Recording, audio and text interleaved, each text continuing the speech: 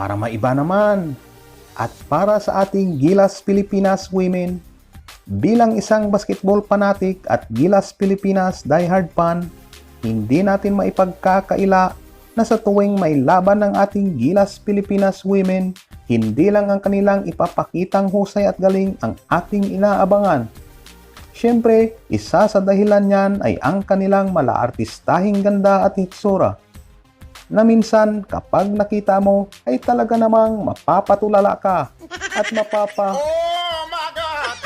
tulad na lang ng ating mga magiging bida sa bidyong ito. Kaya't kung ako sa'yo, tumutok ka lang at huwag na huwag kang lilipat.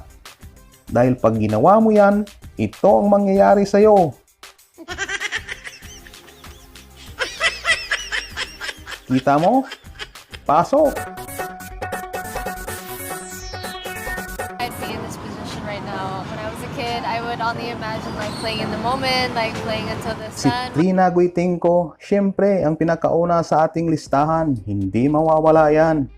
Siya ay 26 years old na sa ngayon, ipinanganak noong August 23, 1997. Pakihanda ng inyong mga regalo ha. May tangkad na 5'8". Siya ay purong Pilipina mga kabuler. Purong-puro. Siya ay produkto ng Ateneo at naglalaro bilang point guard. Makailang beses na ring nirepresenta ang ating bansa sa mga FIBA tournament at SEA Games. At bukod sa basketball, mahilig din siyang kumanta.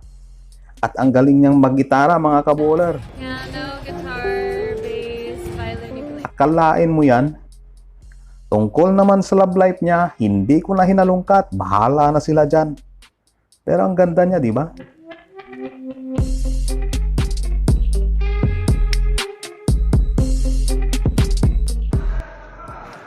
Hi, Alan Marchi. Take care always. God bless.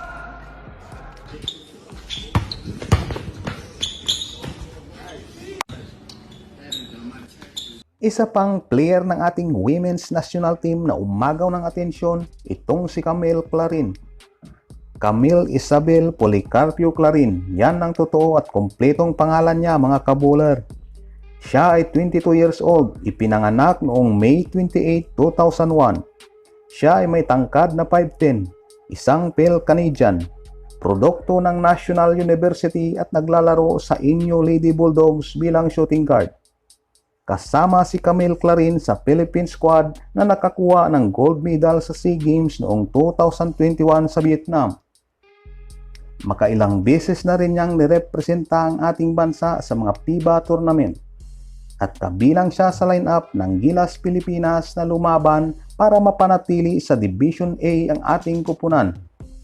Oh, di ba? Iyan ang Gilas player, di lang maganda, magaling pa.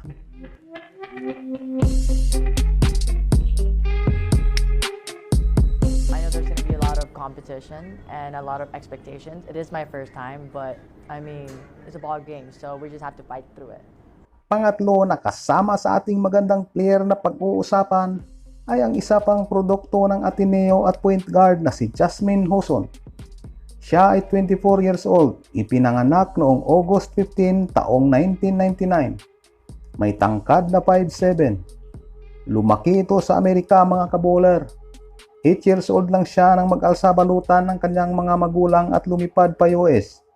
10 years old siya nang magsimulang maglaro at mahilig sa basketball.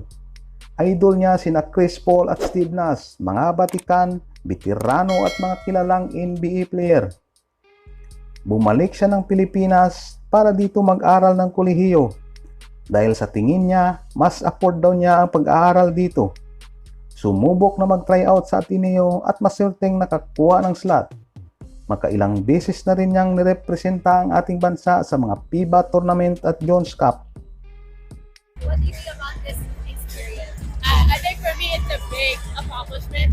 Knowing that we were only 3, so all we did was put our asses out there and give our heart out. So yeah.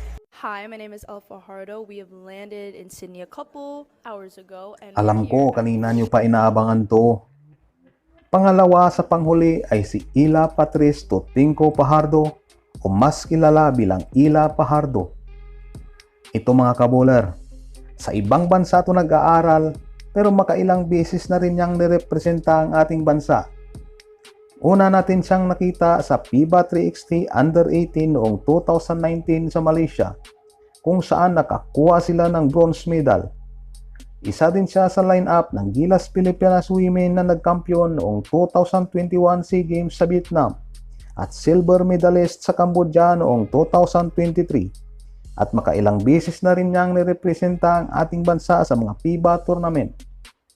Siya ay 20 years old pa lamang, mga kaboler. Ipinanganak noong March 15, 2003. Siya ay may tangkad na 5'5" at ang posisyon niya ay standing. Point guard, mga kaboler.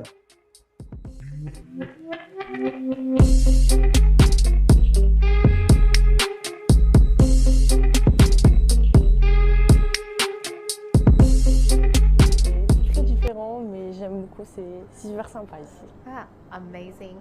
And who are your, like when you play, At ang ating top 1 at huling pag-uusapan ay ang field friends at produkto ng UP na si Luna Usar.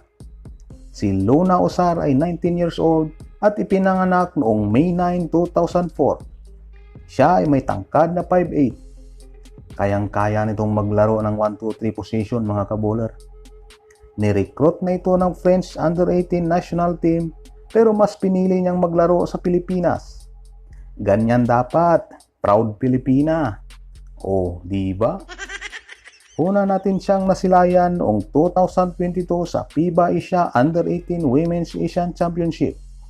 Pagkatapos nun, muli niyang nirepresenta ang ating bansa sa ilan pang FIBA tournament at SEA Games. The Philippines have had to come back from an opening day mauling by the hosts to get to this position. It's a tremendous performance by them. Ating aabangang muli ang mga magiging laban ng ating Gilas Pilipinas Women ngayong taon. At syempre, suporta lang tayo, mga kaboler, mula sa umpisa hanggang dulo, hanggang sa walang hanggan. Let's go!